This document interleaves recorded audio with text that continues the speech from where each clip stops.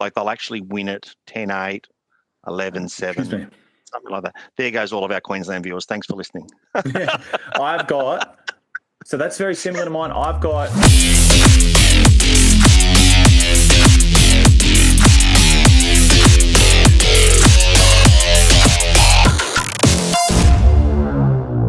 Hey guys, welcome to another podcast on Touchscreen with myself, Tom Taylor, and Mitch Walkerton. Mitch, how you going?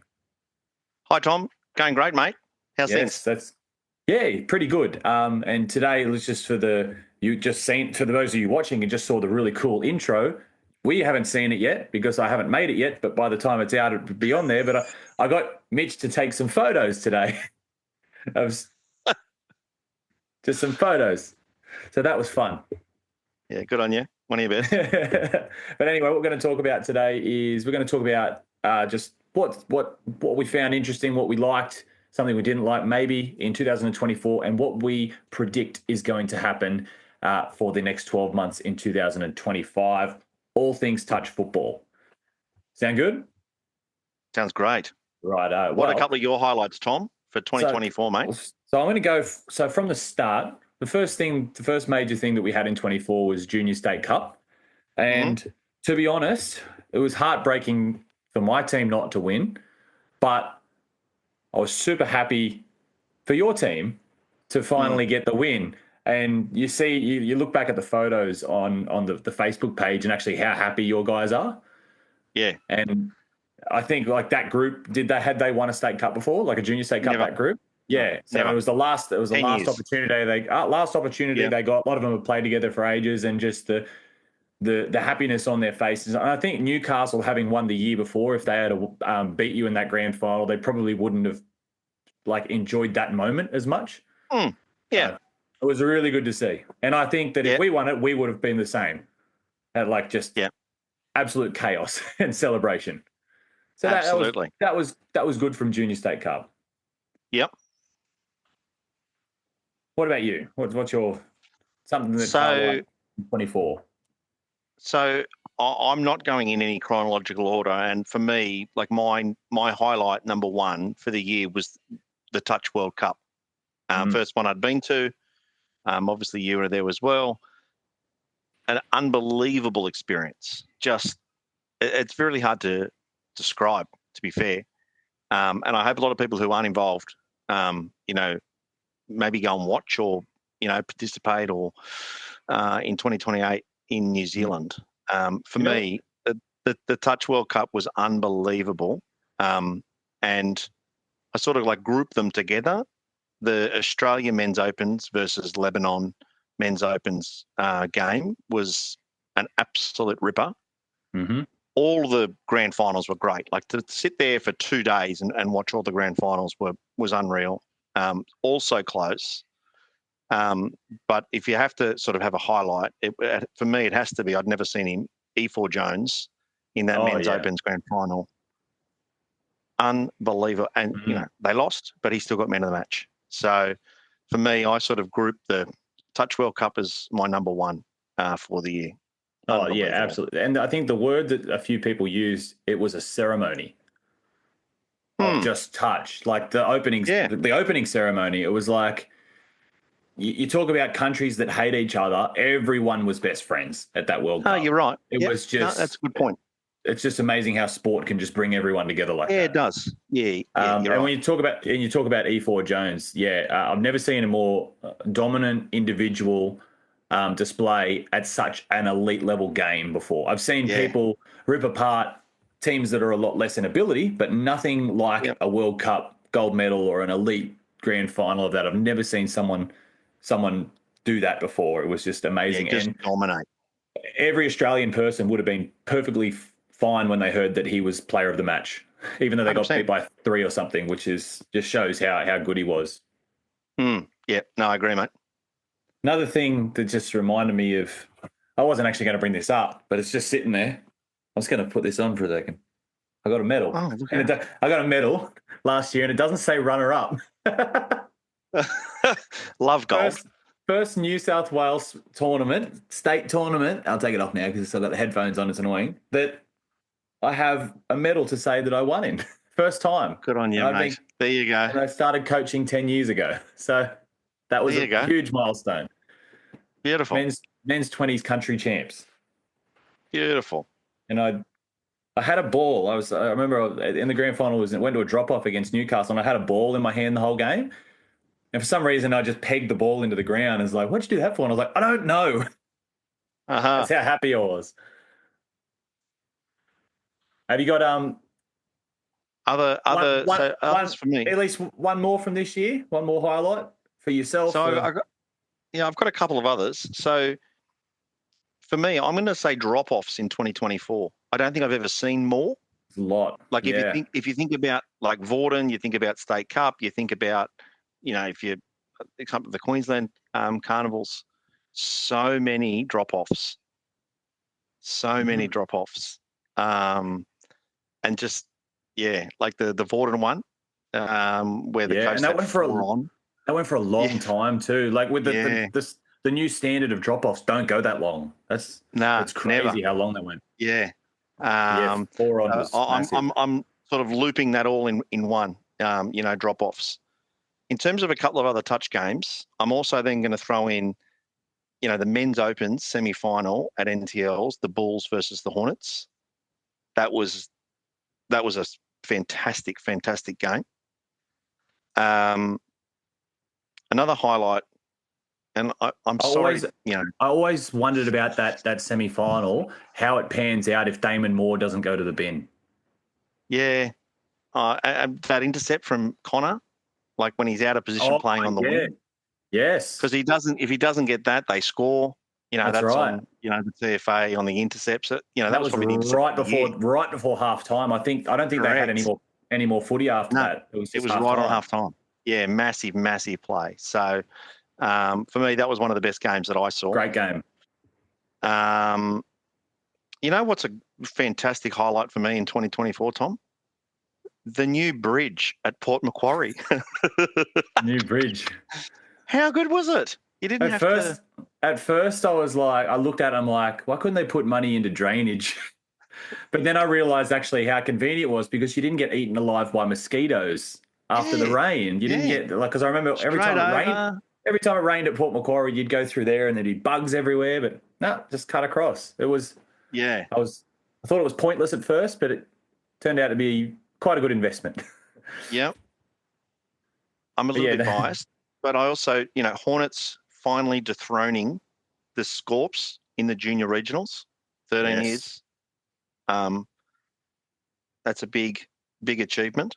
Absolutely. It was I consider to be a highlight.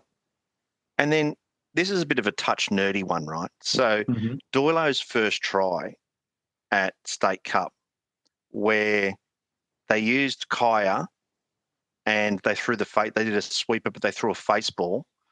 I'm not going to say the link has a bit of a tendency to came in, and the winger didn't come in. Beautiful face ball hits Kaya, 1-0. Yeah, watch this space too, because that will appear on the channel. Because what I found is when I was watching some World Cup games, New Zealand did that as well. Oh, right. They did one on a punish. Oh, where they ripped it across the face to the winger. Oh, it was crazy. There you go. Wow. Yeah. I think that it was New Zealand versus Tonga, I think. And as soon as I saw it, I was like, that's another video can go with the Doyleson one. Yeah. No, that's just good coaching from Doylo, though, right? Good coaching from Doylo and good vision from Dan Langridge. They're just so smart, man. And whoever swept, really good not to actually... Yeah, actually get the ball. Instinctively catch it. They've got to let it pretty much brush their chest. Yeah.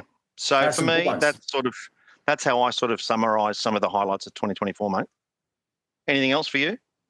No, I think we can go straight into what the fans want. What they clicked on it for is 2025. So I might even, if I remember, put a stamp on the timeline if they want to fast forward. Okay, so I can go first. Did you go first? No, you can go first because I went first in 2024.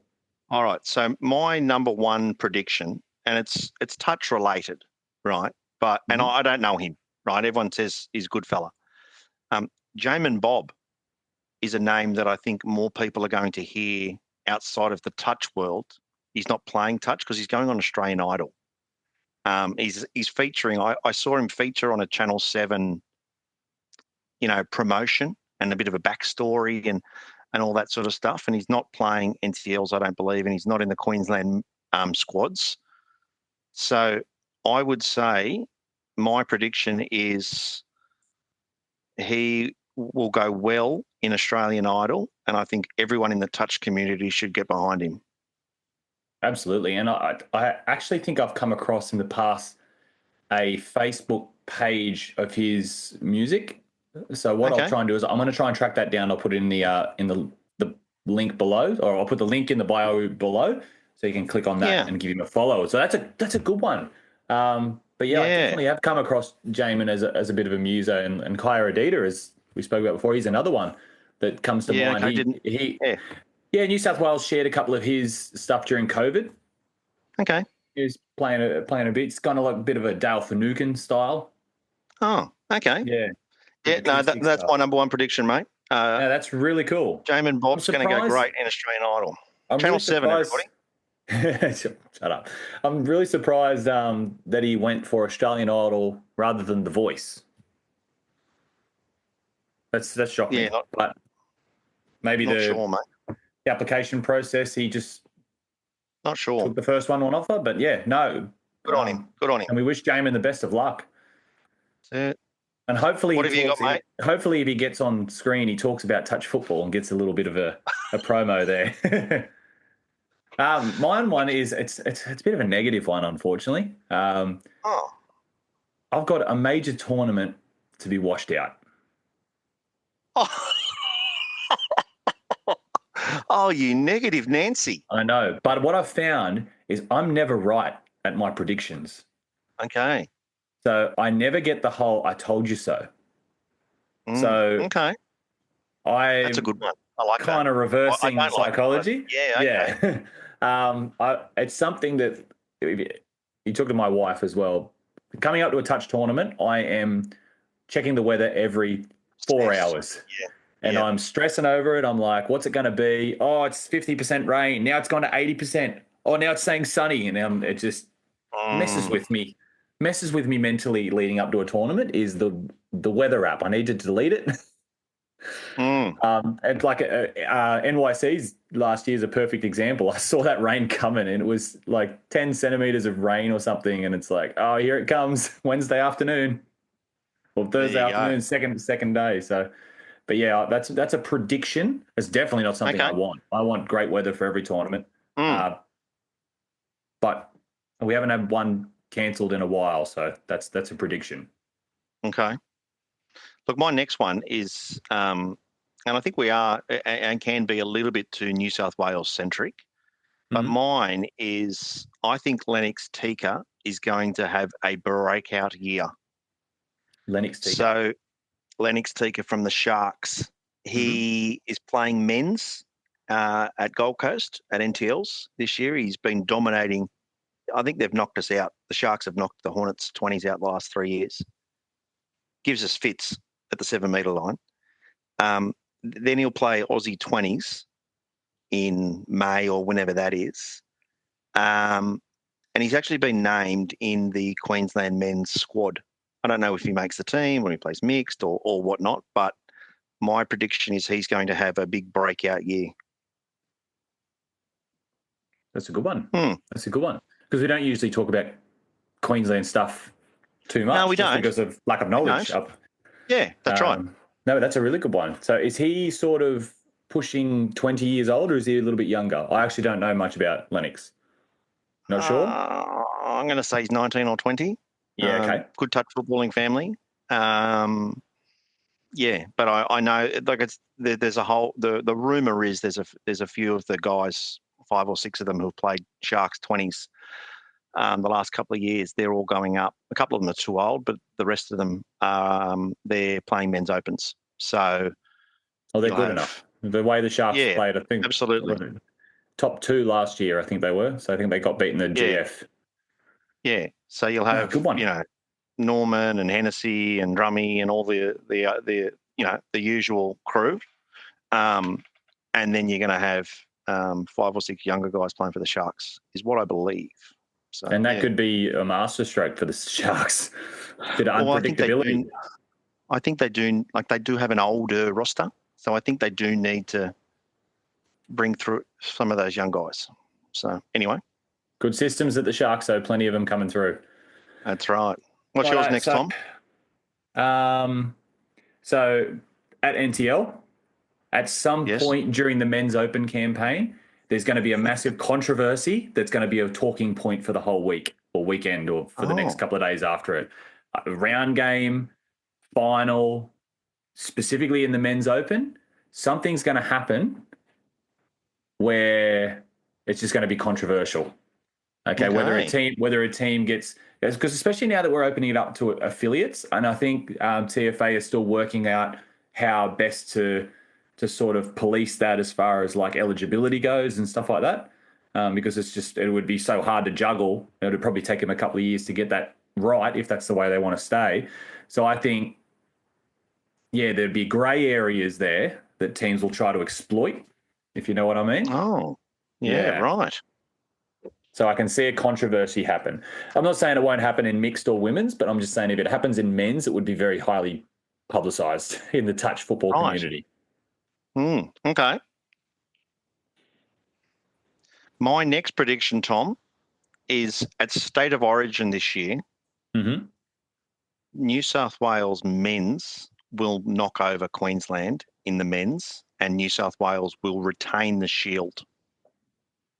And it won't be like 9-9, the existing holders. Like, they'll actually win it 10-8, 11-7, something like that. There goes all of our Queensland viewers. Thanks for listening. So that's very similar to mine. I'll skip one and I've got New South Wales men's open to beat Queensland, but I do have Queensland winning. I do have Queensland winning women's and mixed. Yeah, okay. Do you have a prediction of who's going to win the Shield? New South Wales. Okay. That's a fact. We're just win. It's not even a prediction. We're just going to win. Okay. I should say we're losing because we're going to lose because I'm really bad at this sort of stuff. Again, this is my first State of Origin that I'm going to participate in, and I'll be just as enthusiastic for the Mighty Blues as I am in the rugby league. That's it. It's the 3 days of the year where I'm not a Newcastle Knights fan. I'm a Blues fan. There you go. What's next? My next prediction, Tom, is at Junior State Cup, the Sharks will win the boys' 18s. And I think that the Hornets will win the girls' 18s. So we'll have both. Is that in state final? State final. We're going to have both state final winners from the southern region. Ooh, okay. That's my Sharks. prediction. Yeah, okay. So 2 years ago, Sharks did win the 16 boys, but they got beat by Newcastle. I can't remember the 16 girls 2 years ago, though, but I do remember Newcastle beating the Sharks. Yes. At state final. So Sharks, yes, it is. It's a very strong year for the Sharks. Yep. So that would be my little prediction there. What have you got next, Tom? I didn't really have anything for Junior State Cup, but I've got still we're at State of Origin at the moment. I've got Dylan Hennessey not being in the men's open team and Jack Edwards to captain. Okay. I'm not saying it's a case of Hennessey being dropped. I just don't think he'll play, whether it's through injury or he'll sit it out or he'll decide to play another division. I just don't think he'll play because reports are, it's obviously not confirmed. I haven't spoke with Dylan, but he was carrying an injury at State Cup. So depending on the severity of that, but apparently he wasn't himself at New South Wales State Cup. Okay. And I know that he's putting a lot of his time and effort into his son and his basketball career. So whether or not there's clashes there that he chooses to go with his son, which is to be honest, as a dad, that's fair enough.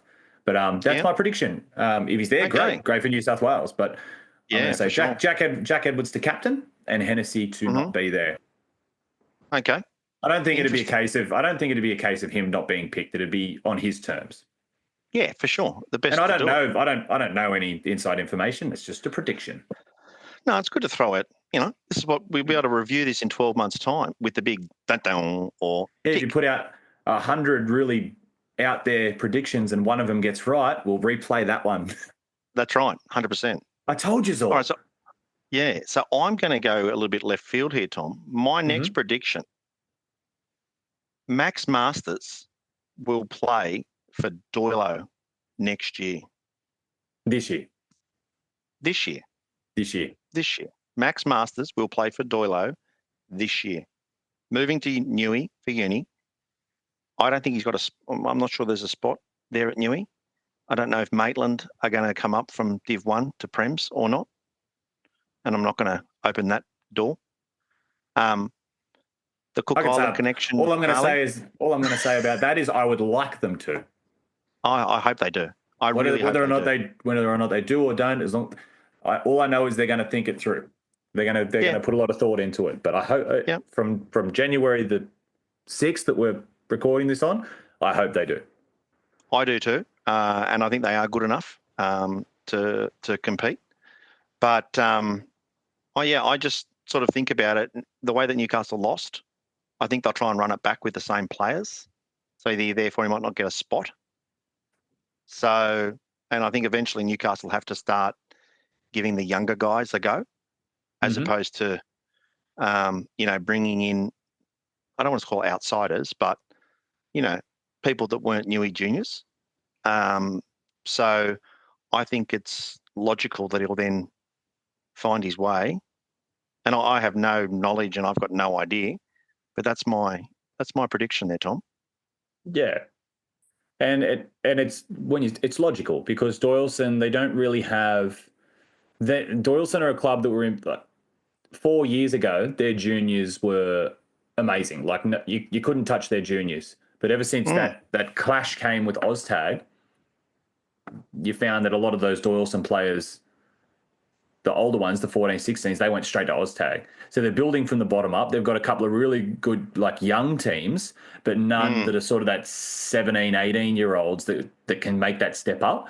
They sort of use the last of that with Bailey Hodges, Zach Sun, Will Eagleton, that type of crew. There's not really anyone that's sort of between them and what a 14-year-old that they might have at the club.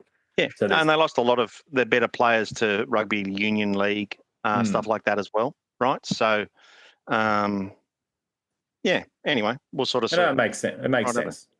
Mine, I've got Vorden Cup, same structure, but not only same structure, I've got all 3 Opens Grand Finals to be the exact same teams with the exact same winners.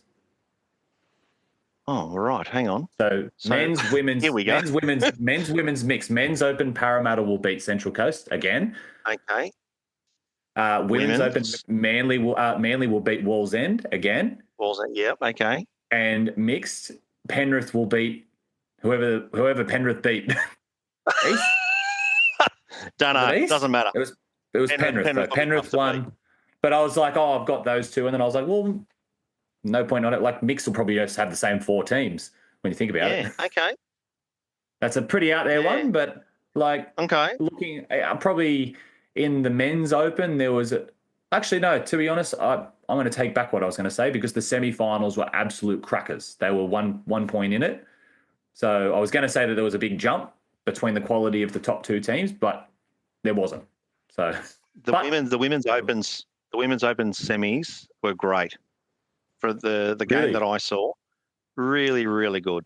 Yeah, and that's really good because there was a lot of people going into Vorden Cup saying that there's not going to the women's Premier League isn't Premier League and stuff like that, and no, that's bullshit. It was good. I know it is. It's I don't know what the expectations are doing from people, but they seem to think that every year is going to be miles better than the one before. We get to be realistic, but it's great. It's great to hear. And you're not the only one that's told me that about the Women's Open semis being really good. Yeah, and I also watched a lot of the Women's Opens at State Cup, to be fair, and it was a younger comp. Sorry, I always seem to pile on Manly. It was just so good for them not to win. Sorry, Brownie. No, but it is like you know, it was great for them not to win. And you can say that, but it'd be like you saying Penrith didn't win this year in the rugby league, and a team like North Queensland did, or someone like Cronulla Sharks, or someone that's hasn't really been, like, not a Melbourne, someone that hasn't really been in the picture or something like that, but just I know what you mean. Not to win. Yeah. And you're not saying that out of disrespect to Manly either. Like, it's Absolutely just good not. for the sport to see different winners. Like, imagine if Doyleson won, they won first in 18. Imagine if they won every year. Last year, we would be sick of them winning.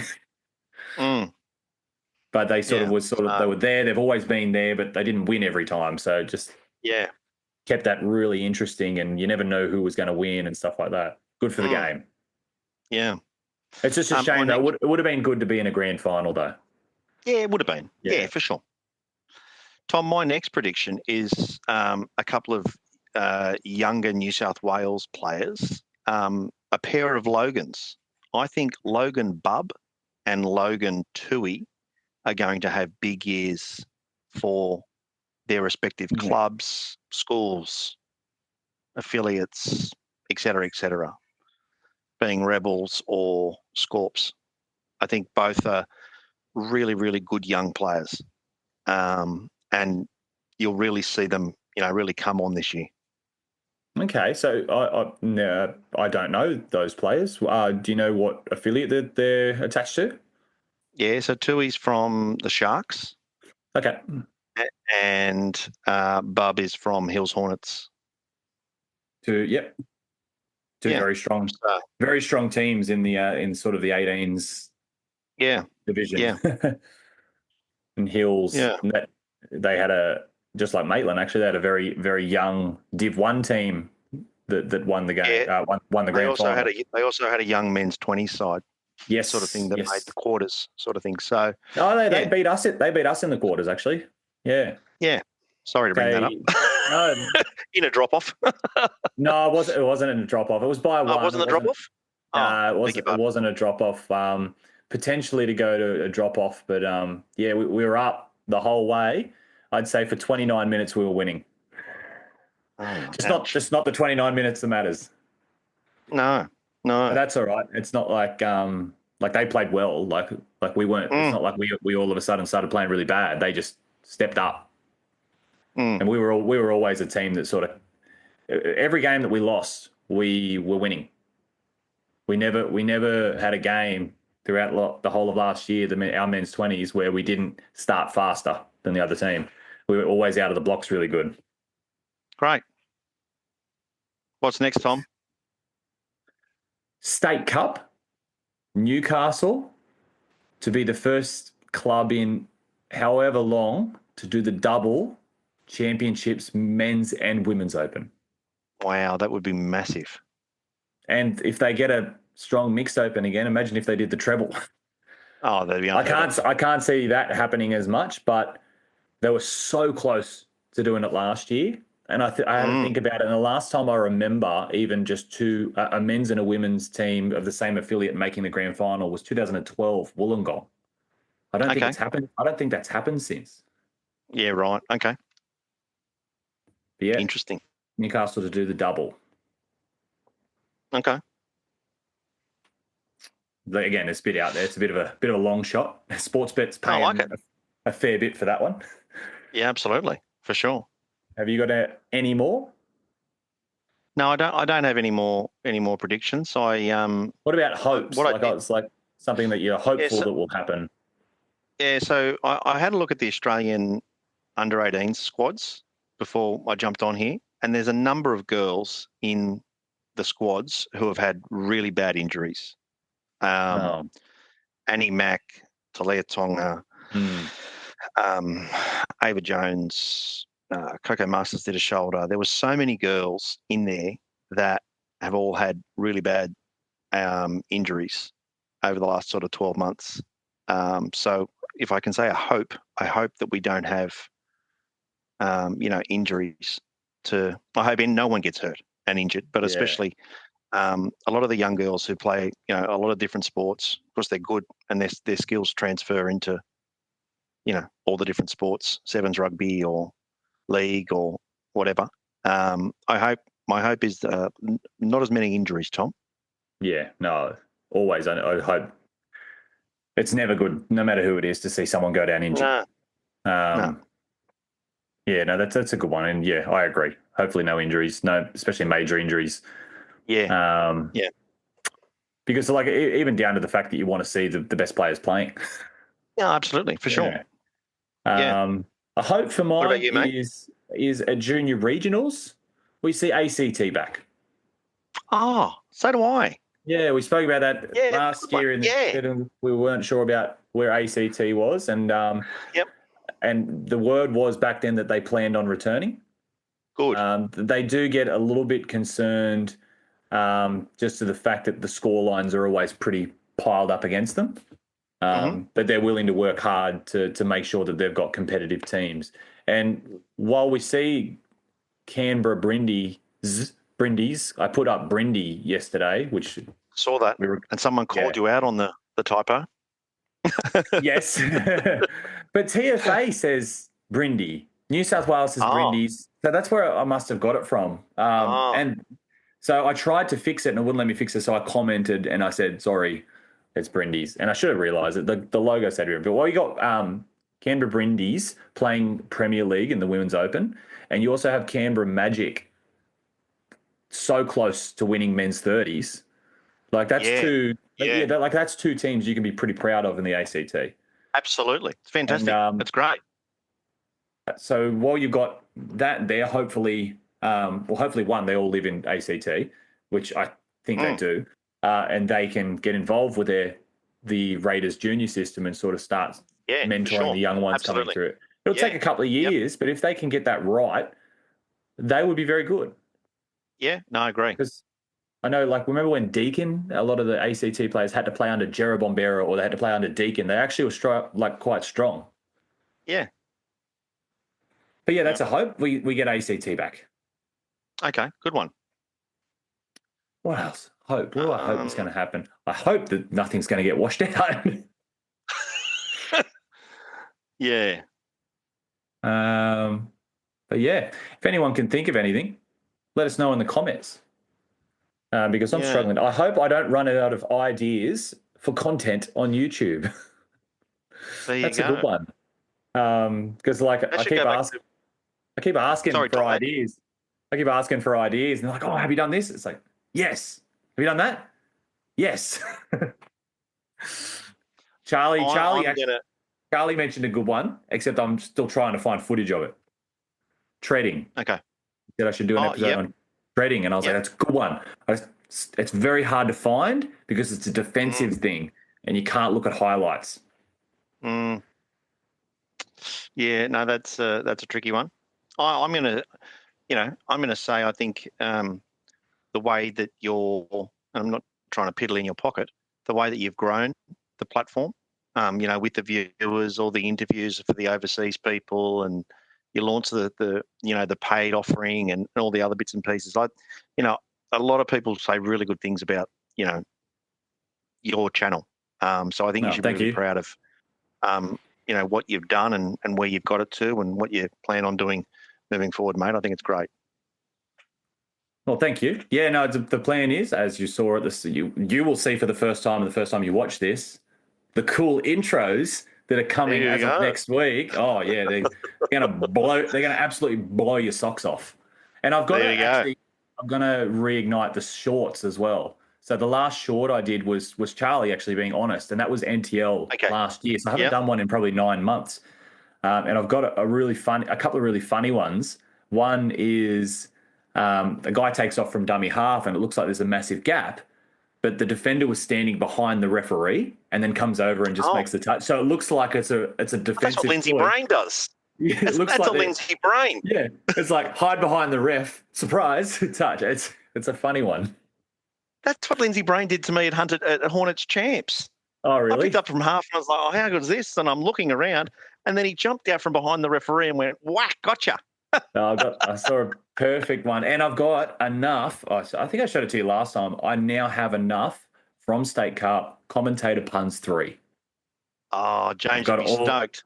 I've got all the notations ready to just go bang, screen record, and put it in. So commentator puns 3 will come out. And best bit, may I say, when we're talking about James, hands down, best bit of commentary from State Cup in the grand final when he said, "That is absolute filth. Wash your mouth out." That was the funniest thing. I think it was Newcastle scored in the corner or something like that. Best bit of commentary ever. Nah, he's the best in the business. Best for touch footy. He was getting a lot of, he was criticised a lot if you look at YouTube comments and the World Cup stuff. But, I keep saying, "Oh, you're pronouncing this wrong." And I'm like, maybe you're pronouncing it wrong, mate. Like, get a grip. Anyway, well, we've timed that pretty well. There's a minute left on my free Zoom meeting account. How good's that? Great, Tom. But anyway, if anyone can think of a topic that they'd like us to talk about, like rule changes and stuff like that we'd like to see, or some hot topics, let us know, because I've got a really cool intro that I want to use, basically. But until then, thanks, Mitch, for joining us once again. Thanks, Tom. And we'll see you at the touch fields.